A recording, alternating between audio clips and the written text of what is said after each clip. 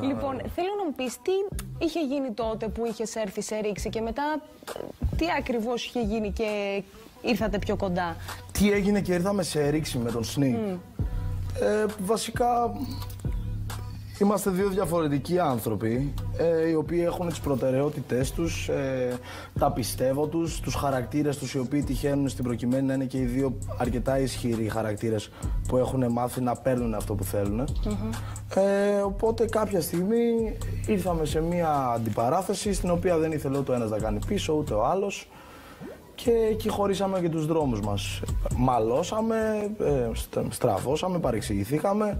Βγήκε πάρα πολύ καλή μουσική από όλο αυτό το πράγμα. Αυτό είναι ένα θεμιτό αποτέλεσμα. Και έπειτα όταν πέρασε κάποιος καιρός και καταλάγιασαν, άμα θέλεις, τα πνεύματα, συνειδητοποίησαμε ότι δεν είχαμε και κάτι πραγματικό να χωρίσουμε. Δεν σκότωσε κανένα τη μάνα, δεν έγινε κάτι. Η πρώτη κίνηση πώς έγινε, έγινε από σένα, έγινε από εκείνον? Η πρώτη κίνηση για ποιο? Εσύ σήκωσες στο τηλέφωνο να πάρεις να τον προσεγγίσεις? Έτυχε κάποιοι κοινοί μας γνωστοί και φίλοι να μας σμπρώχνουν και τους δύο προς τη συμφιλίωση.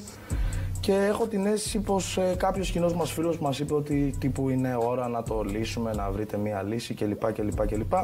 Και εφόσον δεν είχα και κάτι να χωρίσω με το παιδί, είπα πως κούλα από πλευράς μου. Κατ' εμέ